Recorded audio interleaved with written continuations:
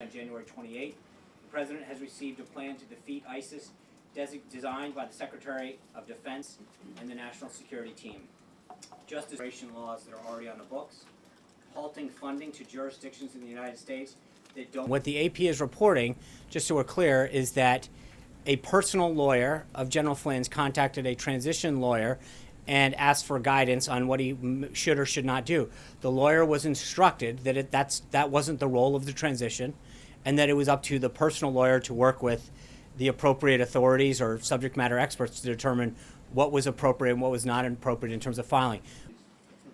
In just these first 50 days, the President has taken many key steps towards delivering on the pledges he made to the... Each person that goes through the process in government seeks counsel in many cases regarding the assets they own and the activities they conducted as to what they have to do or not do.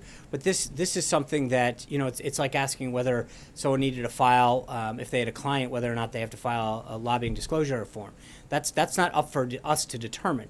That's up for them and their counsel to determine if they engaged in activities in the past or whatever it is, or if a doctor needed to go and up their certification. That is not up for the government to determine. Of our nation's military, following a full review of our military readiness and support. No. A person who is in line to be the national security advisor may need to register as a foreign agent, and that doesn't raise a red flag. It's not a question of raising a red flag, John.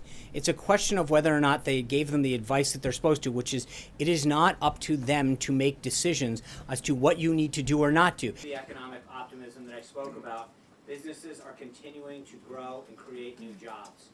The President looks forward to continuing his work with the... We're talking about the judgment that the President, the Vice President, and your team made to select this man as National Security Advisor when you had information that he had these dealings with Turkey. Why did you guys still make that decision? But it's a question, what dealings are you referring to? The fact that he had a client.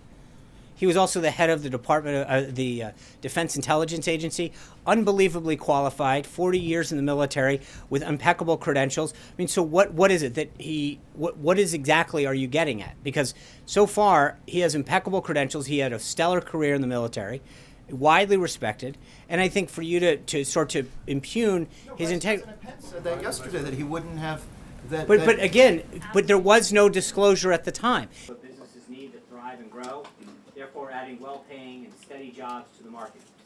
Obviously, we're very pleased. We trust people to fill out the forms that they're required to do so in an honest and legal manner.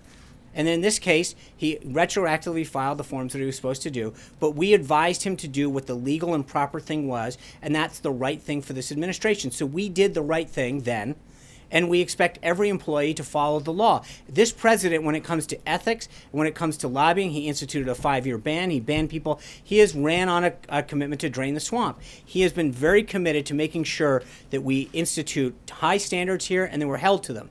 And so at the end of the day, when he found out that General Flynn had betrayed the trust of the vice president back in the day, he let him go. 3 more days until the work week's over.